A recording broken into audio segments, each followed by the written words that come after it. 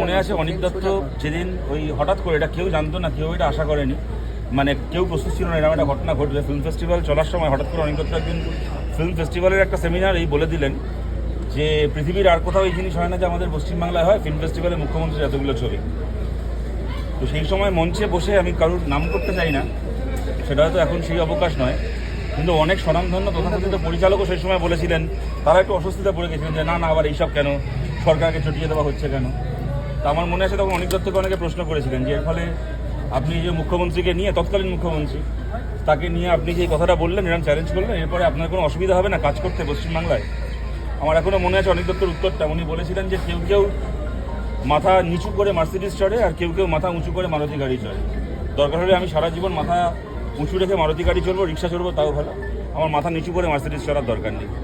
এবং সত্যি ওই টার্মসেই নিজের জীবনটা উনি কাটিয়েছেন। তারপরও বিভিন্ন সময়, ভবিষ্যতের ভূত সিনেমার সময়, অপরাজিতার মতো একটা ছবি যেটা গোটা পৃথিবীতে সমাদৃত হলো, কিন্তু তার নিজের শহরের ফিল্ম ফেস্টিভ্যালে সেটাকে দেখানো হলো না, নিজের শহরে সেটা নন্দনে দেখানোর সুযোগ দেওয়া হলো না। এত কিছু হয়েছে ওনার ওপর। এরকম ঘটনা ঘটেছে, আপনারা জানেন, গত লোকসভা ভোটের দিন ওনার নামে ওখানকার লোকাল পাড়ার তৃণমূলের কিছু লোকজন থানায় এফআইআর করে থেকে শুরু করে, যাই হোক এখন হয়তো এগুলোকে নিয়ে আলোচনা করার সময় না, কিন্তু আমি এইটা বলছি যে এত রকমভাবে চাপ দেওয়ার চেষ্টা হয়েছিল, এত কিছু হয়েছিল, কিন্তু কখনো একটা দিনের জন্য কখনো কম্প্রোমাইজ করেননি। উনি অপরাজিত বলে সিনেমা বানিয়েছিলেন, সত্যি অনিক দত্ত অপরাজিতই ছিলেন। যদি একটা শব্দ ওনার ক্ষেত্রে ঘটে তা হচ্ছে এইটা, অপরাজিত।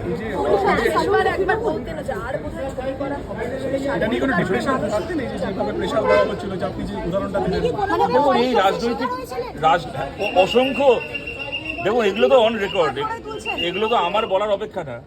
উনি যে অসম্ভব রকমের, আগের সরকারের সময় উনি যে অসম্ভব রকমের বাধার সম্মুখীন হয়েছিলেন, এটা ঘটনা, কিন্তু সেই বাধার জন্য উনি ডিপ্রেসড হয়েছিলেন বলে আমার মনে হয় না। উনি সেই কারণে ভেঙে পড়ার মানুষ নন। নিশ্চয়ই হয়তো ওনার কিছু মানসিক যন্ত্রণা অন্যান্য কারণে থাকতে পারে, শরীর স্বাস্থ্য নিয়ে থাকতে পারে। উনি খুবই অসুস্থ ছিলেন, এটা ঘটনা। কদিন আগেই এই আমৃতেই খুব ক্রিটিক্যালি অসুস্থ হয়ে একদিন মাঝ রাত্রিবেলা ফোন করলেন যে আমি নিঃশ্বাস দিতে পারছি না। আমরা অত রাত্রিবেলা আবার সে কয়েকজনকে পাঠিয়ে অ্যাম্বুলেন্সের ব্যবস্থা করে আনা হলো।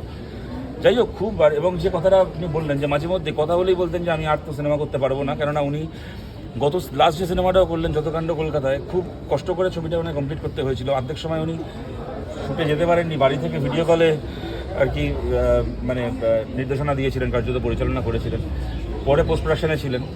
তো কিন্তু আবার এটাও বলছি, আবার ইদানিংকালে একটু সেরে উঠছেন আস্তে আস্তে। ওনার সাথে কথা হচ্ছে, আমি জানি হাসানদার সাথে কদিন আগেই কথা হলো পরের ছবিটা করার জন্য। উনি খুব উৎসাহ নিয়ে তার প্রি প্রোডাকশনের কাজ শুরু করবেন, সব কথা হলো। তারপর এরকম একটা ঘটনা ঘটলো, আর কি বলবো। আর দেখুন এগুলো তখন স্পেকুলেশন, এখন আমার পক্ষে তো বলা সম্ভব না এটা, কিন্তু আমি এইটা বলতে পারি যে আমার নিজেকে